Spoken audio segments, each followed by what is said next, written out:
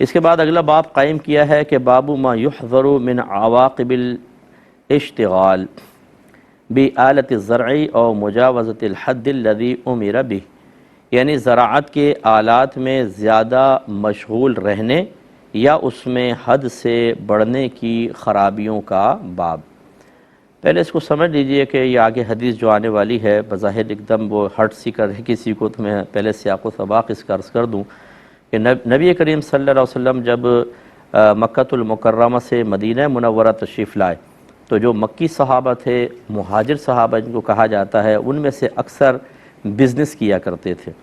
وہ چاہے چیزوں کی خرید و فروخت، قافلے جاتے تھے، چیزیں لاتے تھے اور پھر بیچتے تھے، یا قافلوں سے خریدتے تھے، یا ان کے کھجور کے باغات تھے تو کھجوروں کی تجارت ہوتی تھی۔ لیکن جب نبی کریم صلی اللہ علیہ وسلم مدینہ منورہ تشریف لائے تو یہاں جو انصار صحابہ تھے وہ کھیتی باڑی بکثرت کیا کرتے تھے۔ نبی کریم صلی اللہ علیہ وسلم ان دونوں چیزوں میں اعتدال چاہتے تھے کہ ذریعہ معاش بھی اختیار کیا جائے، لیکن چونکہ وہ شروع اسلام کی بات تھی اور اس وقت مجاہدین کی شدید ضرورت تھی، اگر لوگ اپنا اشتغال زیادہ مصروفیت باغوں کے اندر، کاروبار کے اندر اور کھیتی باڑی میں کر لیتے تو پھر یقینی سی بات ہے کہ وہ آلات جنگ میں مہارت حاصل کرنا، اس کے لیے اپنے آپ کو تیار کرنا، اس کی پریکٹس کرنا اور پھر جہاد کے لیے وقت نکالنا، یہ اس سے دور ہو جاتے۔ اور اس وقت اتنی شدید ضرورت تھی کہ اپنے ذاتی مفادات اور اپنی نفسانی خواہشات کو قربان کر کے دین کے لیے وقت نکالا جائے، دین کے لیے اپنے آپ کو استعمال کیا جائے، اور اس میں کتنے بھی نقصانات اس کو برداشت کریں، اس وقت کی شدید ضرورت تھی۔ لہذا نبی کریم صلی اللہ علیہ وسلم نے اسی ماحول کے تناظر میں زراعت کے بارے میں ناپسندیدگی کے الفاظ بیان فرمائے۔ لیکن اس کا مطلب یہ نہیں ہے کہ نفس زراعت یعنی بذات خود زراعت کوئی غلط ہے، بلکہ مراد یہی ہے کہ اتنا زیادہ اس میں مشغول ہو جانا کہ انسان پھر دیگر چیزوں کی طرف سے غافل ہو جائے، یہ منع ہوتا ہے۔ کیونکہ کھیتی باڑی کا معاملہ ایسے ہی ہوتا ہے کہ یہ وقت بہت زیادہ لیتی ہے، جو اس کا کام کرتے ہیں وہ جانتے ہیں۔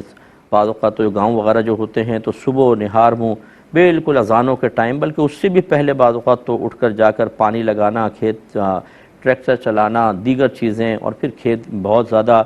خیال رکھنا، پھر کٹائی، پھر دیگر چیزیں، معاملات۔ ایک فصل جاتی ہے دوسرے میں انسان مشغول ہو جاتا ہے، دوسری جاتی ہے تیسری فصل میں، جو 12 ماہ ہمارے یہاں فصلیں چلتی رہتی ہیں، تو اس میں بعض اوقات مشغولیت انسان کو علم دین سیکھنے سے روک دیتی ہے۔ اسی طرح جو اس زمانے کے اعتبار سے جو آلات جنگ تھے ان کی تربیت حاصل کرنا یا اس میں پریکٹس کو قائم رکھنا، اور اسی طریقے سے پھر جہاد کے لیے وقت نکالنا، اس میں رکاوٹ پیدا ہو سکتی تھی۔ اور آج بھی بہت سارے امور میں دیکھیں جو کام وغیرہ کرتے ہیں وہ کہیں جاتے نہیں بیچارے، نہیں جی وہ فصل کا سیزن چل رہا ہے جی، تو ساری مصروفیات ایک طرف، ان کے سر پہ یہی سوار ہوتا ہے کہ ہمیں ابھی فصلیں کاٹنی ہے، پھر بیچنا ہے، پھر کس طریقے سے بکے گا، سب چیزیں۔ تو منع تو نہیں ہے، لیکن اس میں اتنا اشتغال کہ جو اللہ تعالیٰ اس کے رسول کے احکام کی تکمیل کی راہ میں رکاوٹ بن جائے، وہ منع ہے۔ اور اسی کے پیش نظر سرکار نے یہ بات بیان فرمائی۔ تو 2321 نمبر حدیث پاک ہے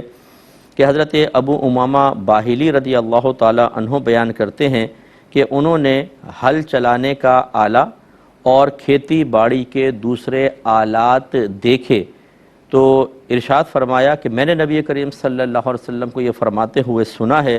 کہ جس گھر میں بھی یہ چیزیں داخل ہوں گی تو اللہ تعالیٰ ان لوگوں کو ذلت میں مبتلا کر دے گا۔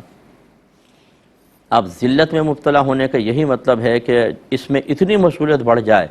کہ اللہ اس کے رسول کے احکام پورا کرنے کا موقع نہ ملے، تو پھر یقینی سی بات ہے بے برکتی تو ہوگی دنیا میں، اور آخرت میں پھر انسان ذلت کا شکار ہو جائے گا۔ اور اس سے ایک مطلب یہ بھی ہو سکتا ہے، جیسے بعض فقہاء نے